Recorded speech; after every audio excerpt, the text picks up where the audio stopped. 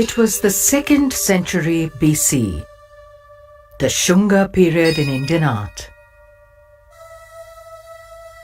Great Buddhist stupas were being made at Bharut and Sanchi in Madhya Pradesh. Motifs and traditions which were to prevail in Indian art were being established.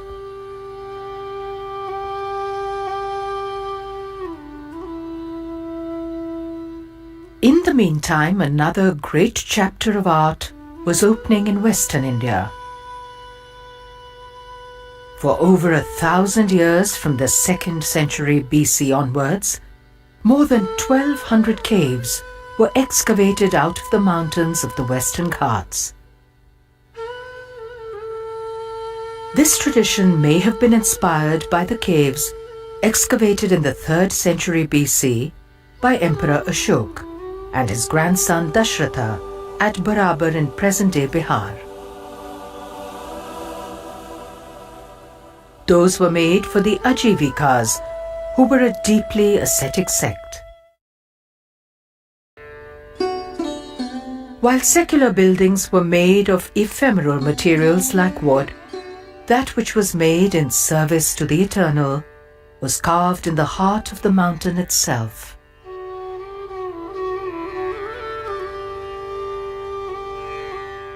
The first phase of prolific excavation was from the 2nd century BC till the 3rd century AD. Great Buddhist prayer halls and viharas for the residence of monks were made under the rule of the Satvahanas and the Kshatrapas. Though these kings revered Hindu deities, they patronized all religious establishments. Individual sculptures and pillars were donated by merchants, bankers, gardeners, farmers, fishermen, housewives and others, including many who were Greek.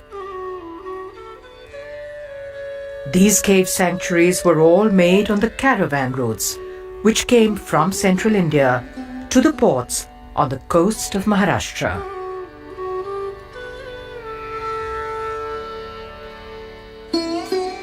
Perhaps it was the great prosperity on account of flourishing trade which made possible this era of magnificent rock-cut caves.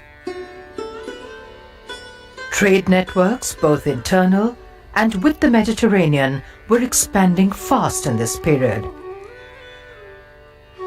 The Roman historian Pliny the Elder writes in 77 BC that Roman coffers were being emptied for buying too many fine textiles from India.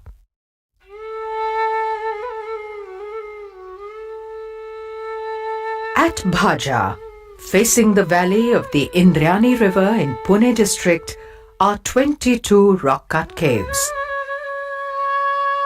The Chaityagraha or prayer hall here was made in the 2nd century BC. Chaitya means an object of worship. The stupa deep inside continues as the focus of devotion. The mortal relics of the Buddha had been enshrined in a number of stupas. For Buddhists, the stupa became the symbol of his passage from the world of illusion and pain to that of eternal bliss. A horseshoe-shaped arch dominates the facade of the cave. The shape was first made in imitation of wooden architecture in the Barabar caves. Soon it was to be a pan-Indian motif. The scale of the hall is impressive. Pillars which run along the walls of the cave provide a circumambulatory passage around the stupa. The pillars lean inwards in imitation of wooden architecture. Above, wooden ribs have actually been added to copy the appearance of free-standing buildings. Among the viharas here, cave number 18 is remarkable. On the right wall of the veranda are sculptural representations identified as Hindu deities. One shows a royal figure driving a chariot through the skies. The horses trample underfoot a large, misshapen demonic figure. This may be the earliest surviving depiction of Surya, representing the sun, who vanquishes the demon of darkness. The panel on the right has been identified by some as the earliest known depiction of Lord Indra, who rides an elephant.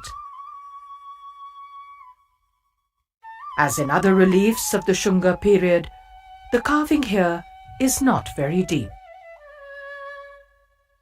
The style is very similar to the moulded terracottas of this period. As with other early Indian sculpture, these would originally have been covered with plaster and painted.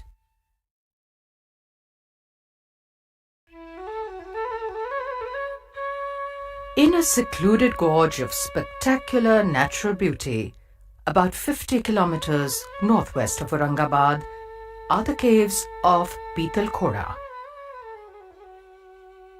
Part of the hill face has disintegrated and the fronts of the caves have been lost. However, what remains shows that caves 3 and 4 here may have been the crowning glory of Buddhist art when they were made in the late 2nd century BC.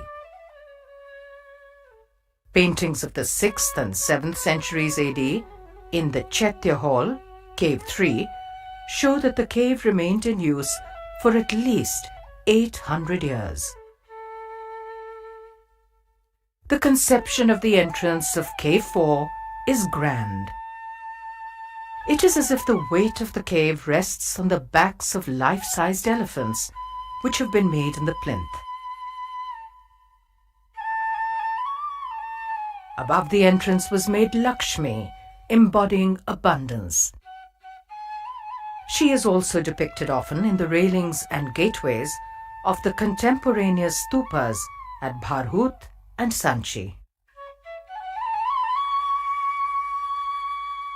On either side we pass 2 well-executed dwarpalas, or guardians of doorways.